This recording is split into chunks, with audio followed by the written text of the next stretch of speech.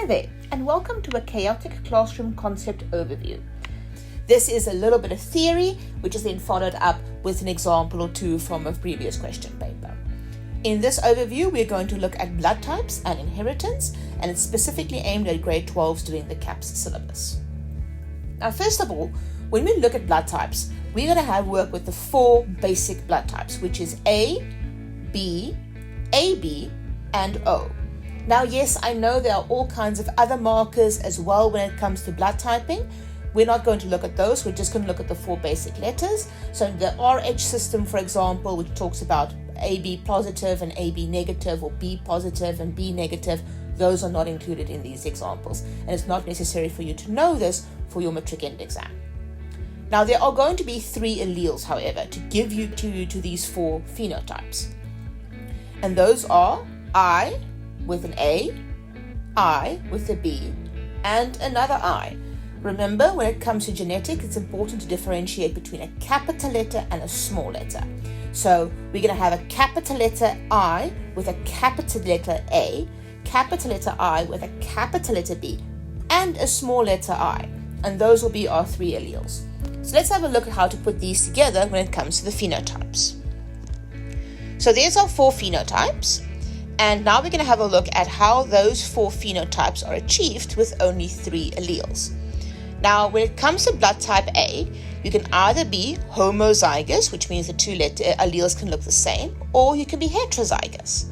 The same thing with blood type B. And you'll see here that you have to make use of the capital letter I's. You can't change that. That's a standard. And you have to make sure that those B's and A's are capital letters, but they're hanging small here where the exponents would normally be hanging in math. Now, when it comes to blood type AB, there's only one possibility, which is a capital letter I with an A and a capital letter I with a B. And when it comes to blood type O, well, that's where those two small letter I's come in. Now, remember that there's actually two types of dominance involved in blood typing. The first one is codominance. Now, remember, codominance is where you have two alleles that are equally dominant and both of them are expressed in the phenotype, which means you have an A and a B, and you see that when you have blood type AB. But when you have a small letter involved, it's usually complete dominance, which means the dominant allele completely suppresses the recessive allele.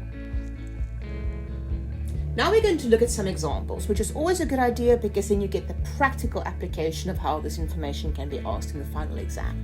Our first example comes from November 2021's paper 2, and it is a multiple choice question.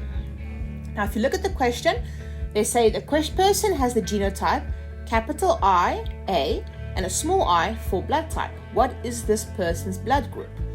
Now, if you have memorized this table, you'll be able to say immediately what the blood type is, but let's do a process of elimination first. First of all, the person has no allele for blood type B. That means that option B and option D is automatically eliminated. Now, for blood type O, you're going to need two small letter I's, which this person doesn't have either, which means option C is eliminated. That only leaves option A as our answer. Our next example comes from Life Science Paper 2 in November 2018. It is also a multiple choice question, but this one's going to take a little bit more effort. Now, the question states, a mother has blood group B and a father has blood group O. They have 3 biological children and an adopted child. Their blood groups of all of the children are represented in the table below. And then they give you this little table with their names and their blood groups. And now they want to know which child is adopted. Now, the best way to do this type of question is to make sure that you do the Punnett diagrams. Even if you do it here in the little margin, in pencil, it doesn't really matter, but do the Punnett diagrams. Put in that effort and make sure that you are sure about your answers. So we're going to draw our two little Punnets. And the reason why we're going to draw two is because we do know what the father's blood type is. He's blood type O, so we are sure he's got two small alleles. But with the mother, the only thing that we are sure of is that she's got the allele for blood type B. We don't know if she's homozygous or heterozygous. That's why we're going to draw the two Punnets. So once we've drawn the basics, we're going to have to fill them in. And remember here to be as accurate as you possibly can. And now we have a look at our kids. So the first one we're looking at William. Now William's got blood type B, so we can see there's a blood type B in one of the two punnets, which means William is probably not adopted.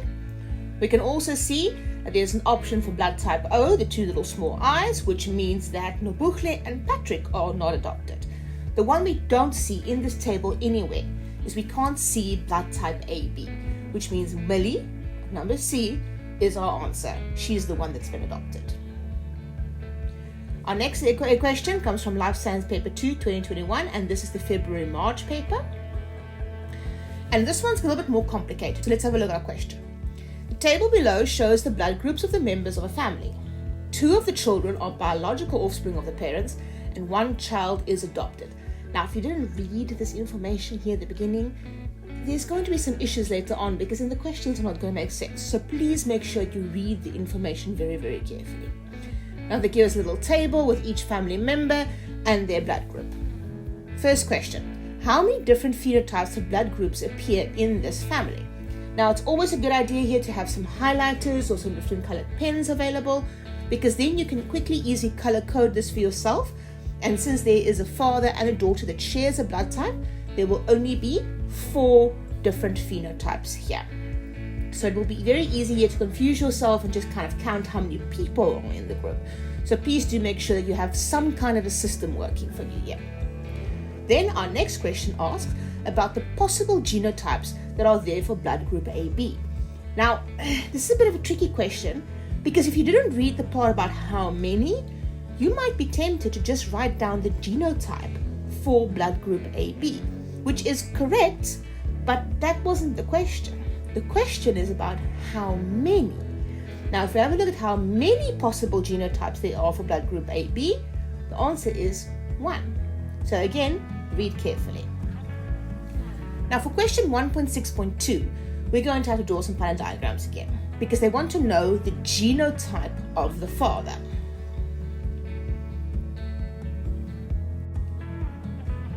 So let's start with our 2 panel diagrams, and we always start by completing the information that we are sure of first. We know that the father is blood type A. We don't know if he's homozygous or heterozygous. We know that the mother is blood type AB, which means she's got the allele for A and the allele for B. Now we're going to continue to add information that we are kind of speculating on a little bit. So we're going to draw a panel diagram on the left-hand side for a homozygous father, and we're going to draw a panel diagram on the right-hand side for a heterozygous father. And once we've got that, we just need to complete our panel diagram. Again, please be careful here and make sure that you are working accurately, because if you get anything wrong here, it's going to mess up your answer. Now we know that we have 3 possible children.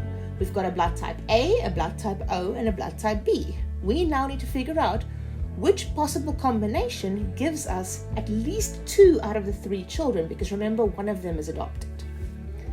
Now, blood type A was the easy one. Both combinations give us blood type A. So regardless of the dad's genotype, blood type A is a possibility.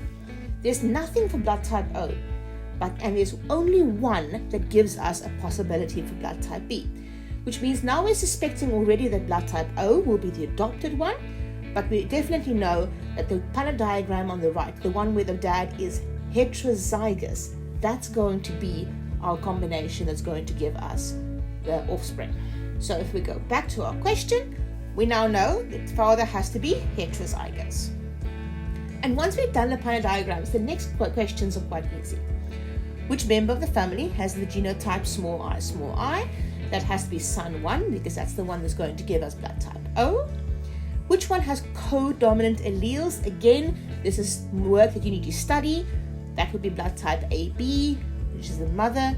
And remember here again, remember co-dominance is about having 2 alleles that are both being expressed in the phenotype. And then which one is adopted? We figured that one out already. It's the one with blood type O, which is son number 1. I hope this helps. Thank you for visiting the Chaotic Classroom.